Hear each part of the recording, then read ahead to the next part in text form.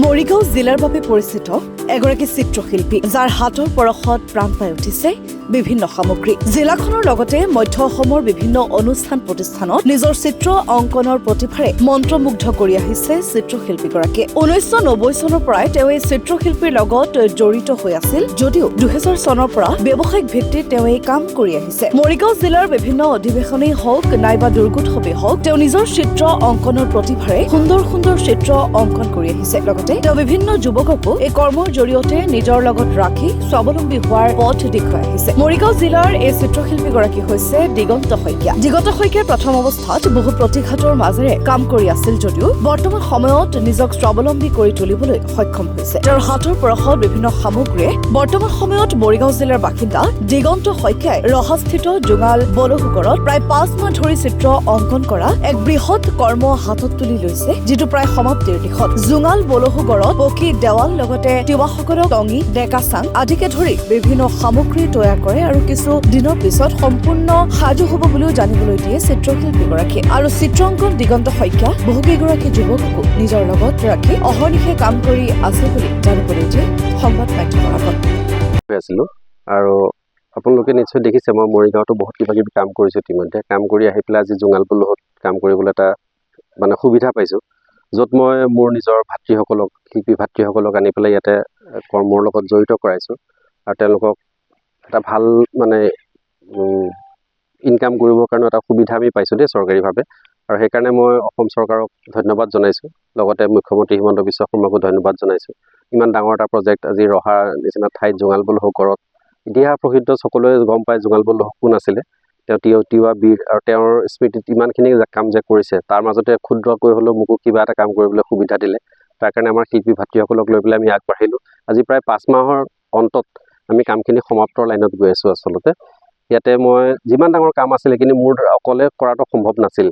ইয়াতে মোৰ শিল্পী ভাতৃৰ নাম উল্লেখ কৰিব লাগিব: দুৰ্গা প্ৰসাদ নাথ, দুলুমণি নাথ, শৈলেন মল্লিক, তাৰপিছত প্ৰণৱ দাস, ইয়াতে ৰেহান আহমেদ আছে, আমাৰ নৱজ্যোতি বৰা আছে।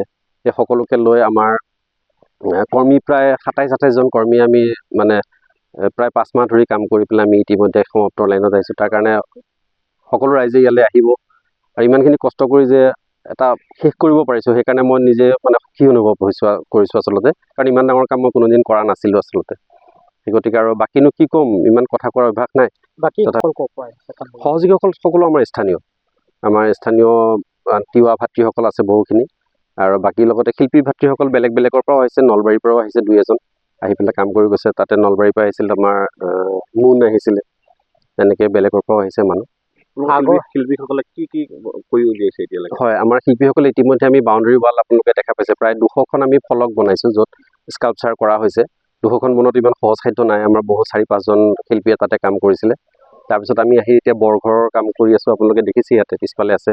তাৰপিছত টঙি ঘৰ 3টা আমি বনাইছোঁ, ডেকা চাং বনাইছোঁ, যিটো তিৱাসকলৰ ডেকা চাং তেওঁলোকৰ ধৰ্মীয় বস্তু দেই এইবিলাক। বৰঘৰতো ইয়াতে তেওঁলোকৰ নাম কীৰ্তন হয়, তেওঁলোকৰ পূজা অৰ্চনা ইয়াতে হয়। এইখিনি বস্তু বনোৱাৰ কাৰণে যি সুবিধা মোক দিলে সেইকাৰণে মই আচলতে গোটেই মৰিগাঁওবাসী তথা চৰকাৰলৈ আৰু আমাৰ যি ইয়াতে পৰিচালক কোম্পানীৰ মানুহ সকলোকে মই ধন্যবাদ জনাইছোঁ এইখিনি কাম কৰিবলৈ। আগৰ অভিজ্ঞতা বুলি ক'বলৈ হ'লে আচলতে মই চিত্ৰশিল্প বাদ দি পেলাই মাজত প্ৰায় 20 বছৰ মই ব্যৱসায়ৰ লগত জড়িত হৈ আছিলোঁ। তাৰপিছত লাষ্টত লকডাউনৰ সময়ৰ পৰা মই আকৌ শিল্পৰ লাইনত অলপ আগবাঢ়িছোঁ। তাৰপিছত ইতিমধ্যে মৰিগাঁৱতো যথেষ্ট কাম আপোনালোকে দেখিছে।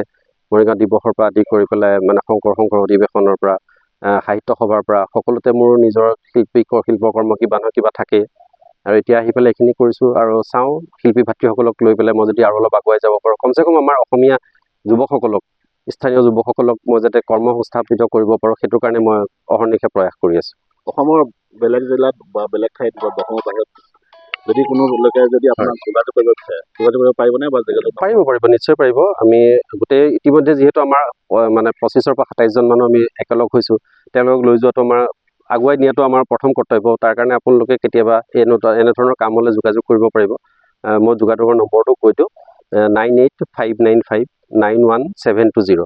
এই নম্বৰটোত মোৰ লগত দিগন্ত শইকীয়া, যোগাযোগ কৰিলে আপোনালোকে সেইখিনি ব্যৱস্থা মই কৰিবলৈ চেষ্টা কৰিম দেই সকলোকে। হয়।